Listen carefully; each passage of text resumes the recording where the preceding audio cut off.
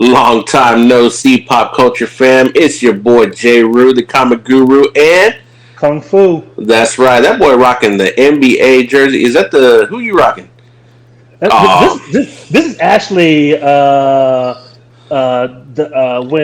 when the NBA had Adidas. yeah. Oh, This is crybaby the Sharonda, LeBron. and this is the his rookie year. This is the rookie year. Yeah. So this is from '03. So yes, so this jersey is very old. He's I 20 years remember old. I remember, back when we worked in the She game, I had the LeBron ones, Uh huh. and then I had the LeBron twos, which I thought were like probably one of the cleanest ones, Yeah. just because they had like that Kevlar padding on the sides. Because he's like, oh, I really like 50 Cent. And 50 Cent was wearing the fucking Kevlar vest. Remember that shit? Yeah. Yeah. So I was like, that's why it just brought back memories. But yeah, so here we go. We've been gone for a while, fam, and we've had a lot of just things just going on, and a lot of stuff going on in our personal lives. So we decided to take a little bit of a break, but we're back. We're going to be coming back with shows more regular. Every 2 weeks, you should be expecting a show from us. And season 2, we're going to kick off probably with the bang. And when this drops for everybody at least has 2 days to basically catch up with what we're going to talk about. But both of us are going to give our 2 cents, our kind of overall review, and what we thought of Disney Plus Ahsoka series. So Yes, sir. Yes, sir. yeah, so I'm gonna let you go first because you're not the resident Star Wars person in in our show, but Right. you enjoy Star Wars, and I know you had said that there's probably a couple of questions that you want to ask, but I definitely want to kind of get I want to hear your overall thoughts on the show, just simply being the outside Star Wars person, and then whatever questions you have, and let's just go from there. Let's kick it off that way. All right. So let's go ahead and get this going, people. So Ahsoka. I liked it a lot. I thought it was awesome. I thought certain episodes kind of dragged on. I thought maybe one episode was a filler. The action was pretty cool, and to see people kind of like not complain about Ahsoka, the character. I guess it's complaining. I guess because being that from what people are saying that Ahsoka was a different person in Rebels, and when you see her beginning, she's not the same type of character kind of deal. But later on, she ends up being the Ahsoka from Rebels. She kind of changed, what I mean, Hmm that kind of hmm deal. It's pretty interesting. Yeah. Fine seeing Admiral General Thrawn for first time in live action. Just the set pieces and everything with that was amazing to see. For them to actually take or do the very very best to take certain scenes or certain parts of the cartoon and make it live action was awesome. Um, so yeah, so overall, I enjoyed it. Like I said, certain parts I felt like there's a lot of dialogue. I get it. You gotta get the story moving. Um, Honestly, at one point, I think one character it was kind of like, did you really need this character like through most of the show? And I'm not gonna tell you. I'm not gonna tell you who it is because if you think about it, you're gonna get mad because I know you. And so, but like just overall, I thought it was great. Like the way it ended, I have a whole bunch of questions on the ending. Yeah. I kind of get part of the ending, but there's other parts like I have no idea what's going to happen with this or what this mean kind of deal. So I know you Yeah. better give the insight of it. So, but I got like the gist of it and Yeah. that kind of Yeah. deal. So I got enough to kind of keep me going. Okay. Okay. Yeah. I mean, I personally, I loved Ahsoka. I thought it was a really strong Star Wars show that we hadn't probably had since Andor. Yeah, But it's definitely. funny. So it's funny you bring up the argument with dialogue, right? Because that's all we got in Andor, and everyone's like, "Oh my god, Andor. And I was the same way. I love Andor. Yeah, yeah, it was great. But you kind of had the same thing in Ahsoka, and it was like, the dialogue. I'm just like, well, I mean, hey, it obviously, if they could get the same writers for every single thing, it'd be obviously a completely different story. But having that been said, like, I still think that some of the arguments that people, or not arguments, but some of the viewpoints and critiques that people have of Ahsoka are just kind of just asinine. They don't really understand the mythos, or they don't understand that, Dave Filoni, 2 weeks before the show came out, said, yeah, you need to watch Rebels. Otherwise, you're not going to know what is going on, who these characters are, where they've been. And so for people to be like, well, Ahsoka's not the same as she was at the end of Clone Wars, because, the final season of Clone Wars came out after Rebels ended. So it went back. And then it's almost like people forgot how Ahsoka was in Rebels. I mean, she wasn't as I would definitely say the beginning, the first half of Ahsoka, her character in the series, she was very distant, very guarded. Yeah. And there's a reason for that, because in Rebels, she finds out that Vader is Anakin, right? She technically dies. Yeah. Yeah, the Sith Temple crumbles on her.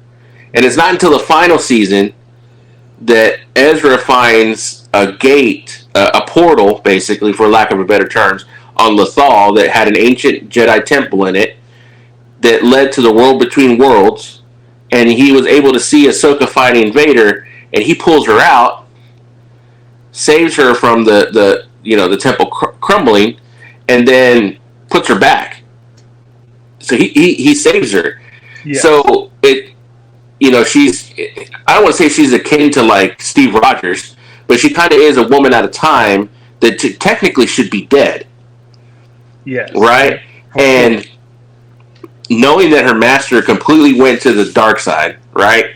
Not knowing, putting two and two together, and having to fight him, and almost defeated him. She almost did, and and then kind of realizing and seeing some of the same characteristics in Sabine that she saw in Anakin. I would be kind of like, hey, wait a minute, like, there's a lot going on here, because there's Rebels. Basically, the way the timeline could work, you got Rebels and you got Andor, and you got Rogue One, or maybe Andor and Rebels kind of coinciding depending on what that real timeline is, and I'm not really sure exactly where it fits in. And then you have Rogue One, and then the original trilogy. So that 10-year gap of her participating in the rebellion or not, because we don't even know that for sure, if she did or not, or if she was just in hiding, and coming back to this and be like, oh shit, well, here comes Thrawn, and I gotta go get Sabine, but we're not on good terms. And I think that's where a lot of people kind of were like, well, because one of the arguments that I saw from a pretty big podcast channel was like, well, what was this show really about? And I don't get that, because we knew going into it 2 weeks before that you had to have watched Rebels, and then we know that we have a Dave Filoni Star Wars movie, so you should not have been surprised that this whole series was going to be set up, right? And then somebody, and then that same person was like, well, if it was a Marvel show, we would all be crying and setting fire, and it was just, oh, what's set up for this and set up for that. I mean, it at this point, at least to me in my eyes, the Star Wars stuff is outweighing the Marvel stuff on Disney Plus. It just seems like that their shows are just completely better, and they're setting up their mythos that they're going to have for this live action movie. Yes, they are, but it took them a while, because technically the Marvel shows like WandaVision, Loki season 1, Falcon Winter Soldier, those was some bangers. Until later on, it just started going down here real fast. We could say the first two, right?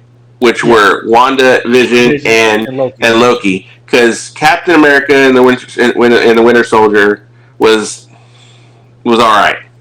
Yeah, it was all right. I mean, it was good. It's enjoyable. Like I said, it's enjoyable. But as far as like high caliber, it wasn't on par with Loki, and it wasn't on par with WandaVision. No, and then what did we get after that? The next best thing after that was Moon Knight, and even that was rocky at points. I would say, what if? Yeah, and it's a cartoon. So you know what I mean. So I see what you're saying. Star Wars, With Star Wars, really, you can only say we've had one bad show, which is the Book of Boba Fett, and it's not. I mean, technically, it's not really that bad. It's just enjoyable action. That's just really all it is. It's a Michael Bay film that quote unquote. And border Obi-Wan. No. See, that's the same people that are talking about Ahsoka, like Obi-Wan and this, that, and the other. I'm like, dude, like, I think the people that are commenting on these are new Star Wars people. Yes. New Star Wars people. Like, they don't, to me, they haven't been there since, I don't want to say like since the beginning, because obviously I'm not old enough to be there since the beginning.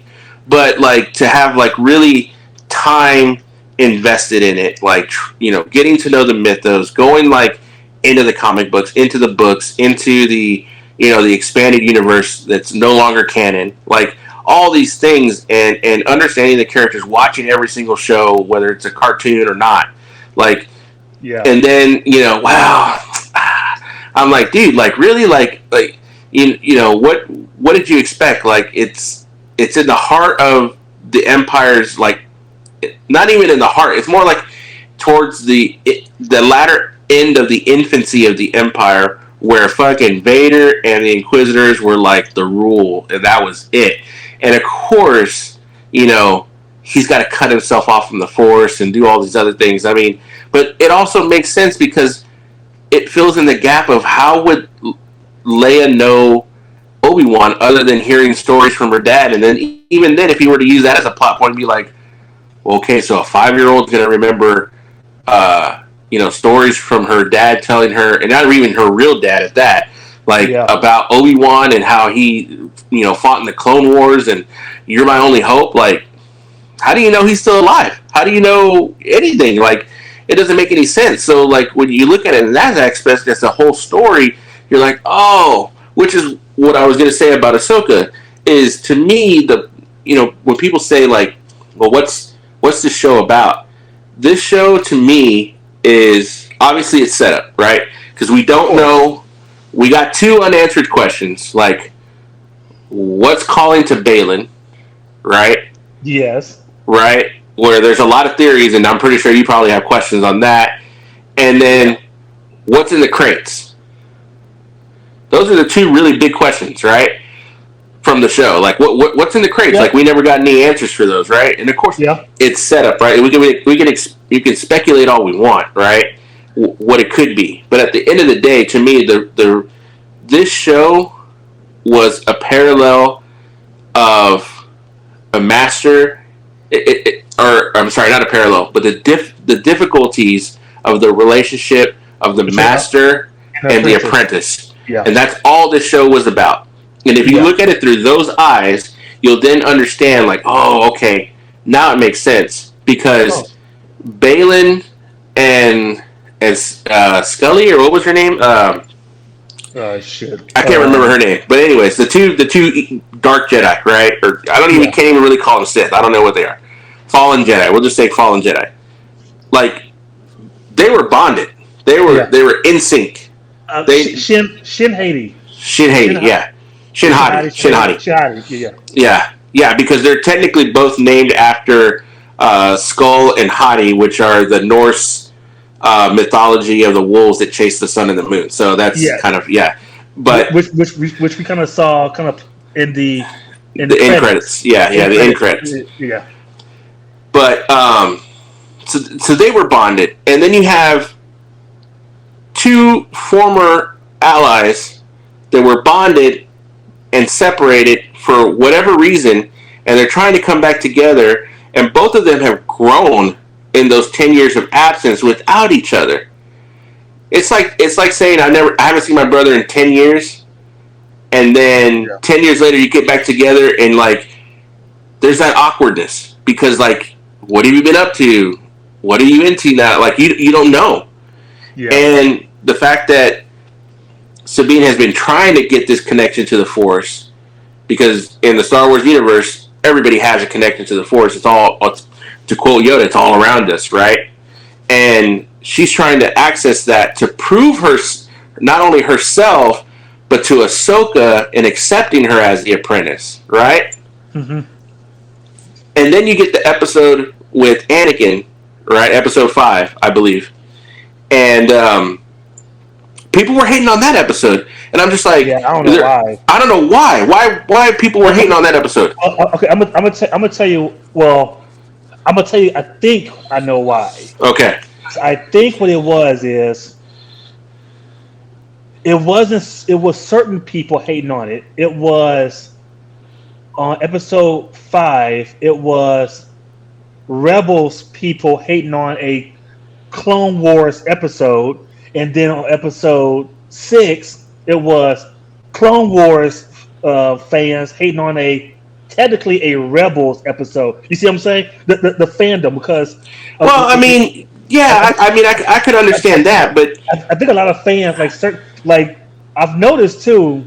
There's Clone War fans and there's Rebel fans. Oh yeah, There's definitely a two-party system in that aspect, but like me, I see through all that. I see through that bullshit. Like to me, that's just BS. Like either you like Star Wars, and there's some things that aren't going to be good, but you're still going to like it, or you're just going to hate on it, and you really don't like it.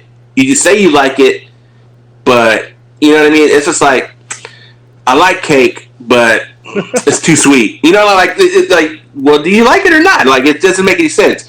So with the Anakin episode, people were like, wow, well, it was just fan service, and what was the whole purpose of the whole episode?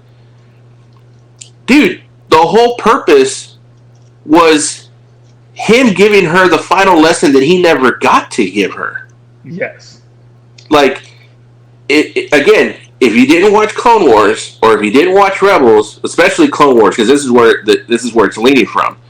Like, she got accused of murdering some senators. And then turns out that it wasn't her. Yeah. But she got put in jail, and all kind of crap happened to her. Yeah. And then she walks away. She's like nobody in the Jedi Order besides you, as my master, trusted me. So why do I even belong here anymore? So she just lost her faith and walked away. And then when we get the final season, she comes back and she's like, I'm still going to call you master, but I'm not coming back. I'm not going to be your apprentice anymore. And so he's like, okay, well, cool. You don't have a lightsaber, so here's your new lightsabers. And he gives her lightsabers back. And case in point, which is what I'm going to say about the whole relationship between master and apprentice, is in Clone Wars, when we're first introduced to Ahsoka, she has the one lightsaber, and it's green.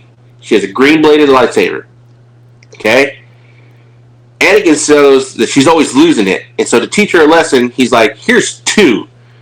You're so acrobatic, you're so all these other things. I think one lightsaber is just too easy for you in a sense, and you're just not giving it your full attention. Here's 2 lightsabers.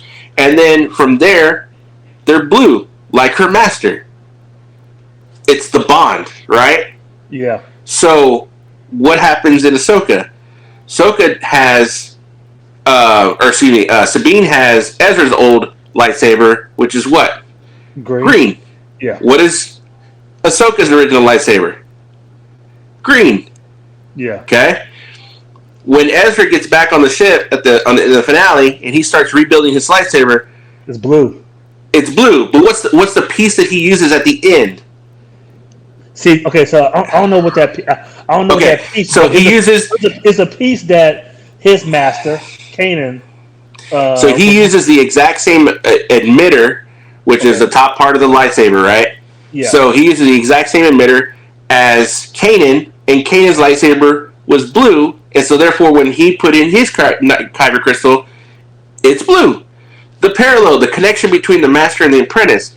Now, at the end, like you could say, well, if you're going to match colors, it really doesn't make sense because Sabine has green and Ahsoka has white. Well, the reason she has white is because she took those lightsaber crystals from Inquisitors, right? In the what's the shorts when they did the shorts, the Tales of the Jedi. You see how she gets the lightsabers. Okay. I got you. And since they were red, she had to. So Sith have to make the kyber crystals bleed in order for them to turn red, right? And so she cleanses the dark side out of them, and therefore they come out white. So yeah, so like Sabine doesn't have a dark side, user's lightsaber to turn white. But again, it's the relationship between the master and apprentice. She's bonded. She has the connection to the Force. She helps Ezra. Blah blah blah. And then other people's like, well, she just learned how to use the Force for the first time. How the fuck was she supposed to like? Dude, it's the Force. Like, it's not fucking real. Like, like it's space magic. Like, I don't know. Like, only George Lucas and Dave Filoni are gonna know. Like, maybe her connection to the Force allowed her to do those things, and then it's like, hey, I'm speaking to you now, right? It's like a connection. It's almost like a psychic connection between a completely different being that you can't see, and it's saying you can do these things now. And in that split second, you're like, okay, I can force push, I can do these things, I can do all this stuff. Oh yeah. Not to mention, she's seen Ezra and Ahsoka do it throughout the shows, so it's like it's not that really far fetched. Yeah, and it's funny that you say that because I was watching. I was like, where the fuck this bitch Ezra could do a force push? Like, is that new? Is the force push he could do? Is that new? And then all of a sudden she's like, "You gonna jump? I'm gonna push you. You gonna pull me over?" You're like, "What, bitch? You have no. You can't use the force yet." Trust me. I could do it. I was like, "Oh my god." Then I was like, "Okay, I guess she got the force now. She know how to use it now." All of a sudden, from can't pull a cup over, but she can pull a lightsaber over like 4 episodes later. Well, I mean, the thing is like, everyone had that same opinion, but like, it's like the fight or flight. I guess what triggered it is the fight or flight, right? Like, she's like, either I'm going to have this connection to the Force, or not have it at all. Or not have it at all, right? It's the do or the do not, right? The whole thing with Yoda, do or do not. There's no try. And I think she realized that, and that's why she was able to pull the lightsaber and get her connection to her stronger connection to the Force. Because everybody in the Star Wars universe has a connection to the Force. Yes. It's just how much attuned to it are you? Yes. I just hope that someone out there could do this. So I need to see like a quick, maybe 1 minute video of all of the Star Wars Masters and Apprentice. And I need to see every apprentice that walks away. I need this music playing in the background. Fuck that shit, I'm out. Fuck that shit, I'm out. On every single one of them. Because it seems like every apprentice at some point has told the master, fuck this shit, I'm out this bitch. Until later on. Seems like that's the common theme. Until always 10 years later, they come back together. So whatever, it is what it is. Yeah. So, and then everyone's all like, well, so Ezra made it home, and he's back with Hera, and they're stuck. And then Ahsoka's like, well, we weren't supposed to go with him. Ezra was supposed to go home. That was the whole idea. Yes. And everyone's all like, well, that's fucking dumb. How are they going to stop? Maybe they're not there to stop Thrawn. Maybe that's Hera's job. Like, that's Hera's destiny. That's Ezra's destiny. They're there to stop Baylan, which I'm interested to hear to see what you thought about that storyline. I thought that was, first of all, R.I.P. Oh man, dude! I will definitely say probably the best character of the show for sure. I think honestly, I would say he's maybe top 10 best Star Wars characters. Oh yeah, for sure. He's definitely up there. He's not top 5. He's definitely top 10 because he was man.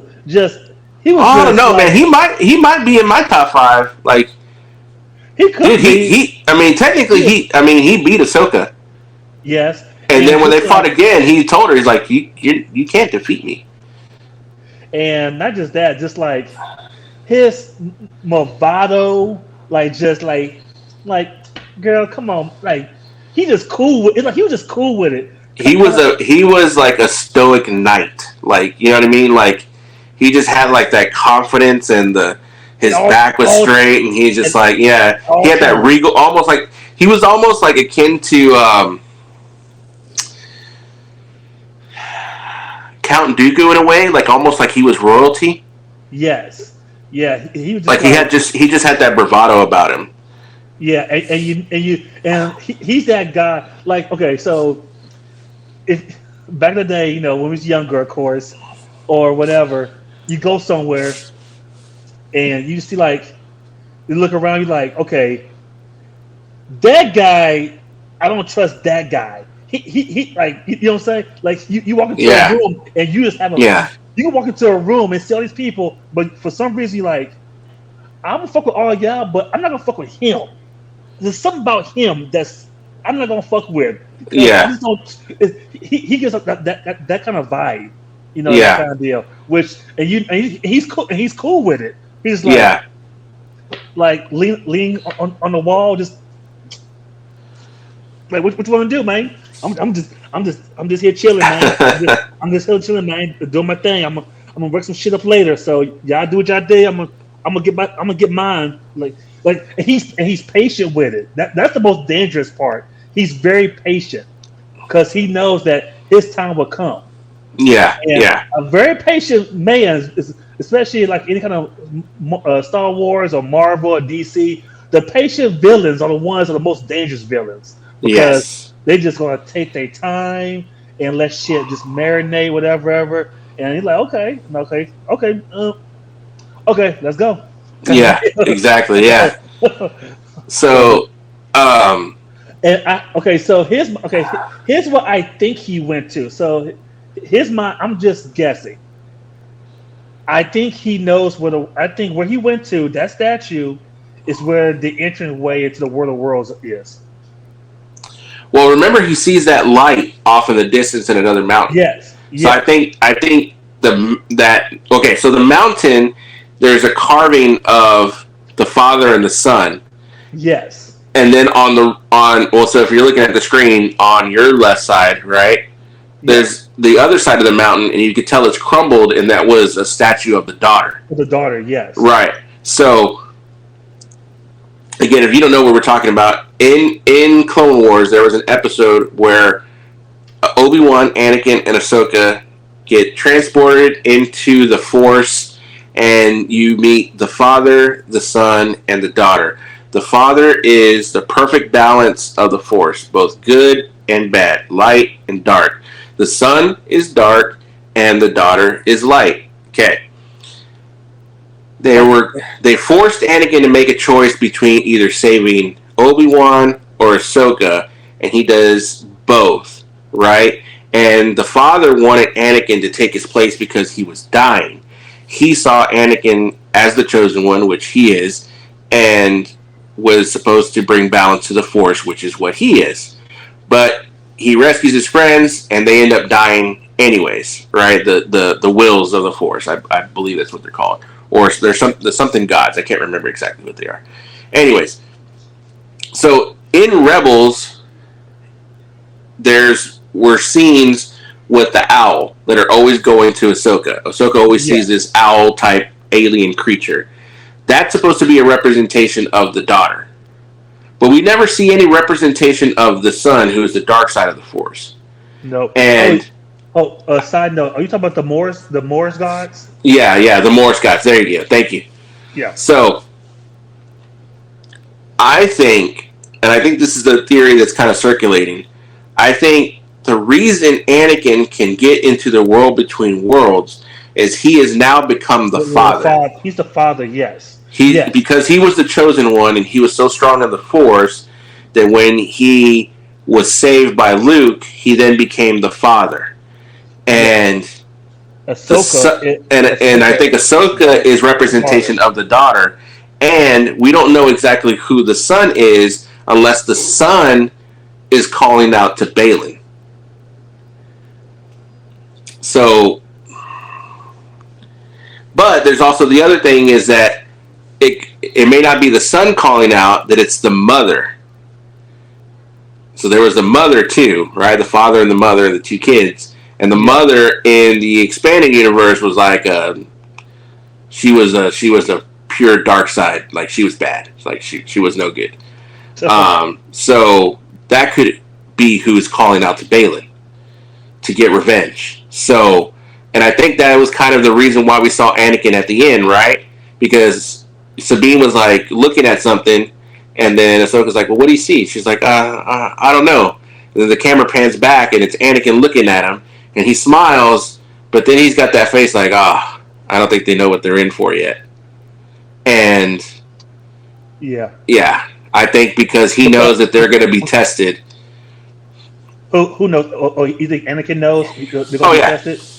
Oh yeah, for sure. because otherwise we would have seen other Jedi in the world between worlds. We just would have. If we would have seen Qui-Gon, we would have seen Yoda, we would have seen Obi-Wan. You know, we would have seen other Force users in the world between worlds. But the only one that we saw, and case in point, who could take Ahsoka through time without the portals, was Anakin. Yes. Because in the Rebels, they had to go through the portals through these little windows. They look like little stained glass. Well, I wouldn't say stained glass, but they're just circular type windows that they could go through. But in Ahsoka, that was not the case. Now, maybe it wasn't the case because maybe Anakin was using the Force and it was all in Ahsoka's mind, or not. But again, we don't know. We just know that this was going to be a setup for season 2 of Ahsoka. Probably a setup, maybe even season 5. Is it 5? Are we going for season 5 of Mando already? No, I thought 4.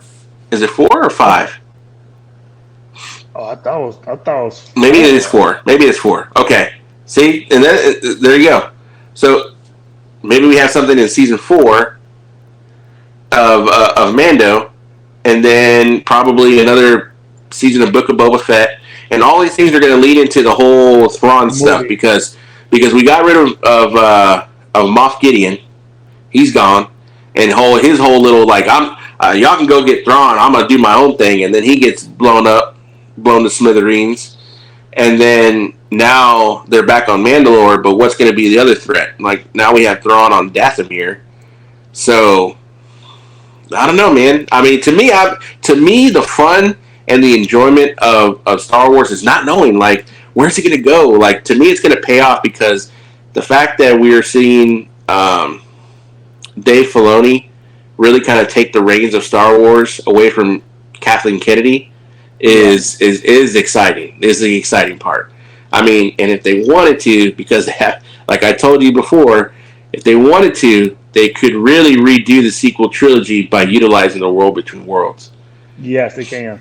So, who is okay? So you think okay? So that's nothing. So do you think in season 2?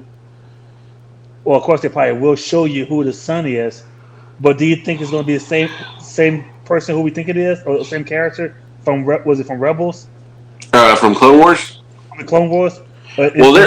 Technically they're dead. Their physical bodies are dead, and they are now part of the Force. They're not Force ghosts because we never saw them be Force ghosts. So I just think that they're a representation of the Force, because that's why Ahsoka sees the owl creature alien thing, and we don't know what Balin sees, because there's often times where we see Balin just kind of looking out, like being stoic. Like to us, it looks like, oh man, he's just being stoic, but maybe he sees something like Ahsoka can only see the owl. Maybe he sees something that's representing the son or the mother. Yeah. So. Yeah. Well, I don't know. Maybe that could be the reason why he's there. Maybe because whatever he sees, if it's a soul, Force ghost, or whatever, it maybe it's calling for Balin as the body of that. It could be. He could absorb and be the avatar of that of Yeah. that specific character, which wouldn't be Yeah. the first time because, again, in the expanded universe, there was other characters that got possessed by, dead ancient Sith. Like, I think there's one character that got possessed by Darth Bane, who invented the rule of two. Um, so, like, it can happen. It's Oh, Star Wars. Anything can happen. yeah, especially now you talk about witches and all this other stuff going involved Well, the and witches were in Clone Wars. yeah. Yeah. Okay. So yeah. So and Dathomir has its own lore and mythos and things like that. With the you got the witches, there were the mothers, and they were, they use space magic, right? But it's almost like they're force wielders. That's basically all they are. They just manipulate the force in a different way.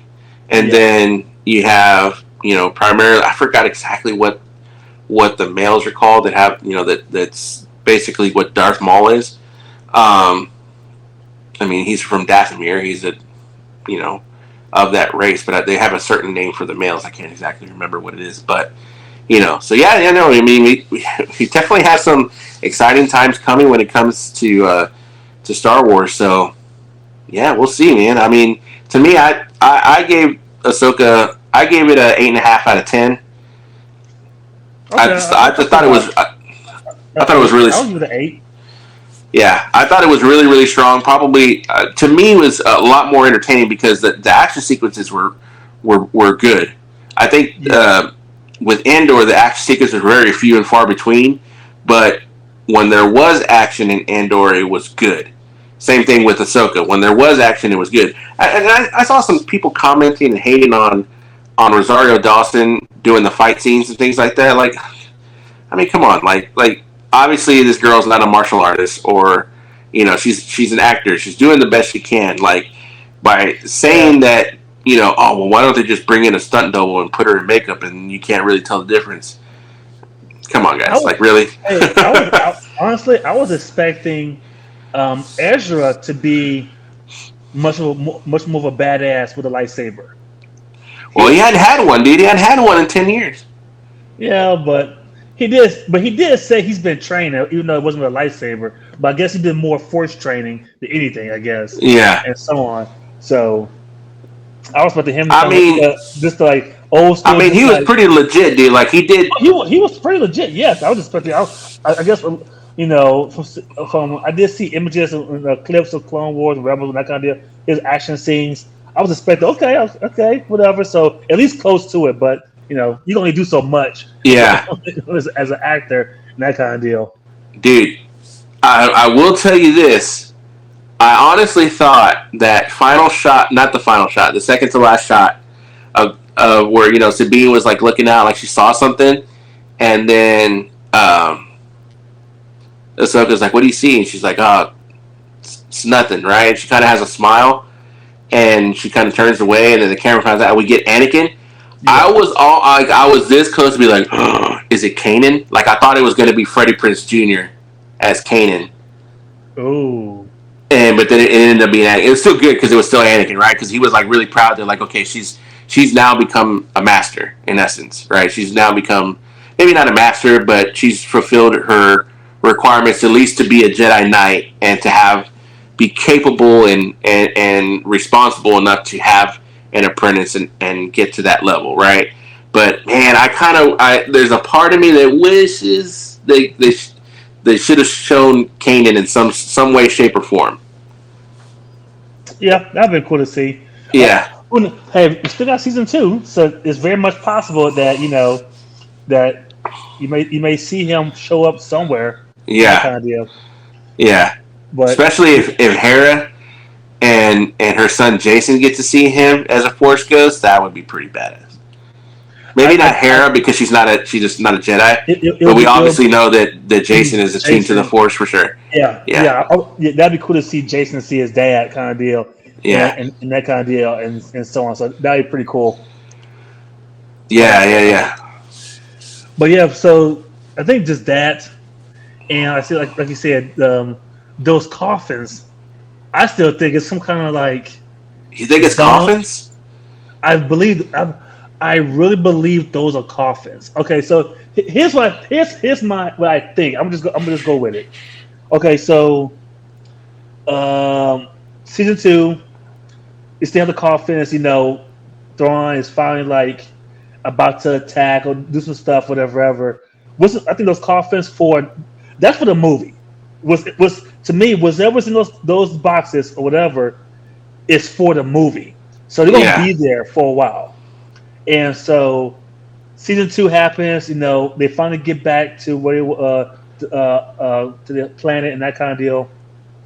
And then right when season 2 ends, they cut to, I would say, Mandalorian season 4 or 5, whatever, and he's going through his stuff. So pretty much, when Thrawn finally attacks, that's going to happen not off kilter, off screen, but that's going to probably be like toward the very end of the Mandalorian's last episode of the season, which is going to probably lead into the movie. Hmm. So Yeah, I could see that, but I think because there's got to be but I want to like I guess like where and I kind of agree with you on that point, but I want to know like what's going to be the connecting factor because like at this point for Mando they have Mandalore back and he can focus on training Grogu in the ways of Mandalore. How is that going to you know what I mean? Like how do they get brought into the fray of the fight? Sabine. But she's on the other planet. She's with Ahsoka. Yes, but I'm saying when she comes back and Thrawn is finally like doing some shit, whatever, and they say, "Hey, we can't fight this alone." Does Sabine even know about Mandalore yet? Does she know about it being finally back, or getting back to civilization again? If she doesn't, she probably finds out. Hey, let me go to Mandalore. Let me see if I can get all the Mandalorians I hear they're now back on planet to help us fight this fight. Yeah, and then I mean, that I would, yeah, I could see that for sure. I think as far as like, but you won't see her do that until Mandalorian season. You don't see her show up until like maybe the last 2 episodes of the Mandalorian to say, "Hey, that General Thrawn is back." Then you got what Katie? Is it Katie? Stackoff. And she's like, "What? What you mean? Like Thrawn? Like, no way. He can't be back. No, he's back, and he's gonna unleash a world of terror to destroy us, like he did. Like what happened to Mandalore. He's gonna do it to this other planet. What planet are they? Their home planet? Mandalore. No, the one where Hera is. Oh,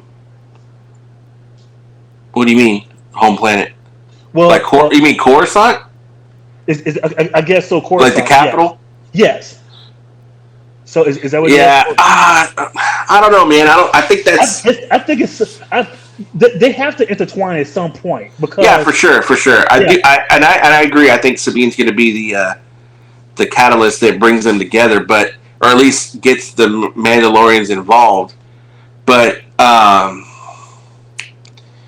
yeah, I think that there's so here's I think Ahsoka takes place at those last few episodes of Mandalore season 4 when they're fighting Moff Gideon. So like when they're fighting Moff Gideon, and, okay, so basically like when Homegirl showed up and was like, "Hey, I know where Thrawn is," and blah blah blah blah, right? Yes. And the other people were like, "Okay, well, we're gonna wait for Thrawn," and then Moff Gideon's like, "Well, y'all can do whatever you want. I'm gonna do my own thing. I'm not exactly. I don't worry. I'm not worried about Thrawn." I think at that point when that split happened, that's where Ahsoka takes place. Okay. And then when Thrawn comes back, it's maybe like a month or 2 after the new season of Mandalorian, which happens during the new season. Well, yeah, probably. Depending. I mean, I don't know. We don't know. Yeah. We don't know what he's doing on Dathomir. And so that's why I think that there's either 2 things to me that could be in the crates. Some people say coffins, but I'm gonna just leave that as like a possibility. Either A, they're coffins and they're dead, ancient Dathomirians. I don't know exactly what you would call them, right? Because that's like their original home planet. Yeah, That's where their ancestors came from, and then they went to Dathomir and left that planet behind, and that's bring them back to life. Could be that, right? Or this is where I think it could get real nutty. Okay, I'm sorry. There's three things. This is where it can get real nutty. The coffins are not Dathomirs or Dathomirians or whatever you want to call them. What if they're ancient Sith? Ooh. And see, that's where Admiral Thrawn understands. Palpatine wanted to rule with just two. Yes. Him and Vader. But in order for you to fight the Jedi, you got to have more than just more than two Force users on your side. So maybe they're Sith. I don't know. Ooh, or three. We do know, dude. Okay, so first of all, I hadn't said this before. And you may or may not know this, but Grand Admiral Thrawn's ship is called the Chimera, right? His Star Destroyer. It looked freaking badass in live action. The fact that the Great Mothers put the tattoos on the ship on the bottom of it and everything, bro. Yeah, that was dope. That was sick. Yeah, that was sick. And to see how, because in Rebels and throughout the extended universe, his Star Destroyer was almost second to none in terms of firepower. And when all his battery cannons were just going off that was pretty badass. That was a badass scene. When he said I think he said the words bring hail upon them. Rain fire upon them. Yeah, rain fire, rain hail upon them. For some reason, he said rain hail upon them. For some reason, my mind went to the scene from Tombstone where your boy Wyatt was like, hell, tell him hell's coming with me. Yes. For some reason, that came in my mind. He's really bringing it to the ass. Yeah. I'm like, shit. And that's the other thing is I don't think people are really giving Thrawn enough credit. That's just one ship. There's other Imperial remnants that have Star Destroyers and other ships. That fool's about to have a fleet. Oh yeah. Once he gets there and people see Thrawn is alive and ready, all bets are off. Yeah. It's all bets are off. He's back. Oh, fuck this. The Empire is going to revolt on its own, and they're going to hey, his ship is here. I don't need to deal with what was mentioned the first time. I think, was it episode 1 or 2 when they was working at that junkyard? They doing it because they learned they're loyal or whatever. Yeah, loyal. Yeah, that shit's over. When they see him, nah, fuck that. It's done. This is why we did. And that was the other thing. The other comments that I was seeing was well, how were they? And why was all this going on under their nose? And how did they not know what was going on, dude? We saw a complete episode in Mandalorian season 4 that had to do with these ex-Empire, ranking officers being rehabilitated to be part of the New Republic. Exactly. And that one chick was secretly I'm not down with that shit. I'm working for Moff Gideon. Y'all don't even know. Right. So there's remnants of the Empire still in government, right? Because that's what Homeboy is. Yeah. They was blah blah blah blah blah. You're not. You're lying, and this that, and the other. Oh, I can't believe it. Blah, and this scattered everywhere. You got high ranking, low ranking, scum of the earth. They're all over the place, and you don't know it. And I'm telling you, once he gets there, like I said, all bets are off. Yeah, they're gonna be They're gonna be like, "Where's Senator so and so?" Yeah, that fool's gone. He went to go link up with Thrawn and blah blah blah blah. Dude, Yes. I hope we see. Okay, this is one of my wish lists. If Dave Filoni ever hears this, please, this is a wish list for your movie. I'm gonna tag him on this video. Yeah. Tag him. Get a wish list. Give us ready? Give us Poe Dameron's mom and dad as pilots during this battle. His parents were pilots. Yeah. And that's why he's such a badass as a pilot. Like, let's see them.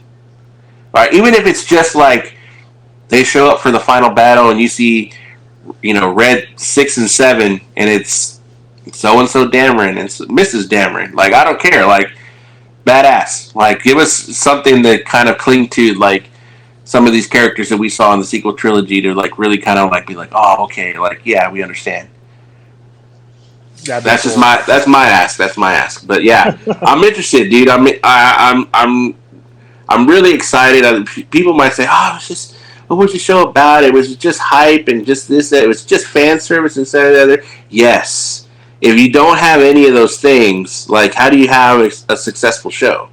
Like you got to have some sort of fan service. You got to have. We get that all the time in the Marvel stuff, but like nobody really says that when they critique a Marvel show. Like it's just like there's fan service in everything. Like why would you not have fan service? And again, like I keep saying this, but like Dave Filoni says, like y'all gotta watch this shit, man. It's just like it's almost like if they were to have done Lord of the Rings in one movie, just wouldn't. It couldn't work. Like you wouldn't bond with the characters. You wouldn't buy into the struggle of Frodo carrying the ring and all this other things. Like you have to have multiple things to build and get to this whole climax. And that was another thing that somebody was saying, like, oh well, the final battle with the Ahsoka and that one chick, like we were supposed to like feel something. I feel what? See how awesome it was to see again. A character from Clone Wars, Mother Townsend, who was Darth Maul's mother, and his brothers, him and his brother's mom, who brings him back to life. Yeah. To see her sword, like that was the sword that she used to fight Mace Windu. Like that's pretty badass. Like that's again, fan service, but again, badass fan service. So. I don't know. The more you know what? Actually, I've been changing. I give it a 9 out of 10. I'm gonna give it an extra half. 9 out of 10 for me. If anybody else has anything else to say, please feel free to put it in the comments. Maybe we'll do a follow up in our next episode of some comments on the show. But I gave it a 9 out of 10. I loved it. Yeah, it was great. Like I think just was so cool. Just the way it set up everything else, because it's finna go down. It's going down. Just be patient, like Thrawn is, and he's gonna bring hell to everyone around him, and he's gonna do it so cool, like and that kind of deal. But hey, I know one thing. We can talk about this, bro. You have to mention the one visual of when his ship was finally attached. Oh yeah, dude. And they show it, in front of that? Was it a planet they was in front of, or the big red planet? Yeah, Dathomir. Yeah, bro. Just that image alone is like that show how it just show how massive that was. Yeah. That, like the ship and everything put together, like if that thing's almost the size of a planet on the outer ring, like. What the fuck? Like that shit was pretty cool to see. It was really cool to see. Yeah. Well, just the scene where it docked with the ring and it was like, yeah, and then it just took off. It just latched on, and bro, when that thing was gone, I was like, "Yep, they're stuck here." Okay, so I don't remember this unless where was the whale that brought them there? What happened to that one whale, or the one? Remember, they all took off into hyperspace. Even the one that. Mm-hmm. Okay, so I for some reason I thought that one stayed behind. No, they all took off into hyperspace. Yeah. The thing, like, and that was another comment. It was like, bro, how are these whales just gonna go through my field and none of them are gonna die? That I'm gonna be shit like, was cool. First of all, I that mean, shit like, was cool first to of all, see. yeah, That it was was really cool, really cool to see. But I'm Yes. gonna give you the exact fucking reason why those bombs did shit to those fucking whales. Okay, Okay. they're not a machine. They're not a spaceship. They don't have a fucking force field around them. They're living giant whales that can traverse through space. That's a fucking vacuum. If a human were to go in space and come out of a spacesuit, you're crushed. Now, how strong does a creature have to be to survive the vacuum of space and, being a living organism, survive traveling in hyperspace? Their fucking skin is probably like harder than diamonds. I mean, it's got to be, So of course those little landmines aren't going to do shit to them, man. Yeah. I mean, come on now, like they survive in space. Yeah. The landmines did enough to get them gone. Yeah, That's all. That's all Thrawn wanted. He just wanted them to a whole bunch are gonna go off, but he knows that they're gonna retreat back. They're gonna retreat back to galaxy far, far away. It was like he knew that. He Yeah. knew that it won't do no damage. He just needs them to be a distraction. That's all it Yeah. was. And it worked. It got them stuck there. yeah, So, I'm like, yeah. motherfucker, you pretty goddamn smart. Like he was definitely Dude. playing. He was Dude. playing. Admiral Thrawn, bro, I'm telling you, dude, you gotta watch that last season of Rebels, dude. Thrawn was like legit. Yeah, it's like he was playing chess. That's like 10 steps ahead, literally 10 steps ahead. Yeah, Like, damn, bro. Like it's like he's like, yeah, I know this is gonna happen. I know this is gonna happen. Yeah, if this covers this, you got this going. This work, you're gonna do this. I already know. It's good. It's like, what the fuck? Like shit. Like he's like, yeah, I know you're gonna come to this ship. I already know. what was the? Somebody else said was, I forgot exactly who it was. Anyway, I wouldn't name drop anyways. But somebody else's comment was like, bro, why would Thrawn send 2 TIE fighters to go blow up Sabine and Wren when 2 dropships full of stormtroopers couldn't take him out? Distractions. Exactly. I'm like, bro, he told you last episode. The only thing that she has is time. And he was just trying to buy time for them to get the fuck out of there. Yeah. You really think he's going to send 30 fucking TIE fighters that are obviously you can see in the hangar that could hold them off for, however long they needed when you could have just done that with 2? It's like, come on now. And they did the job. They took out Ahsoka's ship. Okay, cool. Some casualties happened. Oh well, this is war. Yeah. Casualties gonna happen. Yeah. As long as that ship is busted down, now they gotta ride horseback. And guess what? Become horseback. I'm gonna bring hell to their ass if they get past that. I'm gonna have these motherfuckers waiting for them. If they get past that, I'm gonna have Morgan wait for them. And by that time, I'm out. Yeah. I'm out.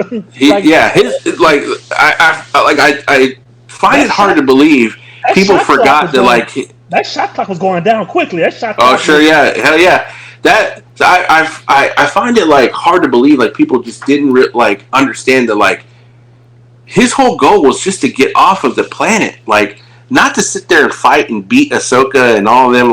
His job was he's like, I need to get out because homegirls right here, they done told me that the remainders of the Empire is waiting for me, so I got shit. I just need to get out. Right. And that was the whole goal, man. I don't know, man. I just think I think just people are silly, bro. Come on now, really. It's like he was in jail. He got that one letter. Oh, I got a party waiting for me once I get out. Oh, they're all gonna be there. Okay, shit. Okay, cool. Once I get out, party time, bitches. Let's fuck this bitch up now. Let's go. Yeah. He's like, I'm out. Like I said, fuck this shit. I'm out. Oh man, well, all right, pop culture fam, that's gonna do it for us on our premiere episode for season 2 of the Radioactive Pop Culture podcast. Yes, sir. As always, definitely subscribe on Apple Podcasts, Spotify, and on YouTube to both of our channels where we both upload the video portion of our podcast, and the audio version will definitely be up on Apple Podcasts on Thursday. If you're watching this or listening. And also, too, let's. So, how you want to do it? Because I know in a couple of days, a certain misfit of a misfit in the magical arts is from the. Oh, we lost him.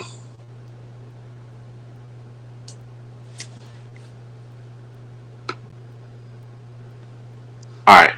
You went now? Sorry about that, Peter. We have Technical difficulties. It happens. It happens. Yeah, it's the end of the show, so it's fine. We're at the end. It's okay. No, I was saying was we should definitely go ahead and start talking about the Mr. Loki himself. Yeah, tomorrow, baby. Yeah. Episode 1 is tomorrow. Yeah. Obviously, I've seen some mixed reviews so far, but I really don't care. I'm gonna watch it. I'm gonna give it my 2 cents, and then so next episode we'll probably have maybe 2, maybe 3 episodes under our belt, and we'll do. Because it's 6 episodes, so we probably do 2. Yeah. Because I know for me when I'm seeing people talk about it, it's definitely it's a HBO level Marvel show. Finally, like the way House of Dragon is, like that type of like just set world building sets and everything comes with House of the Dragon, Game of Thrones on HBO. Yeah. Loki season 2 is on that level from what I'm hearing about. So and also too, I heard from seeing people already watched it, and I kind of did the first 4 episodes. Episode 2, you want to have some McDonald's waiting for you when you watch the episode. You want to kind of partake in the fun of eating McDonald's. Episode 2. All right. So you heard it here first. Get your McDonald's for episode 2. Yes, sir. Get a little 10-piece nugget basket of fries or McFlurries and or a stupid ass Shamrock Shake. That's an inside joke, people. That me and him inside joke. Or McRib, the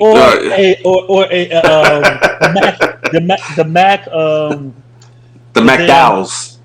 The McDowell's, that one, yeah. Or the Mac Wrap. The Mac Wrap. Oh. Mac Wrap. That is hilarious.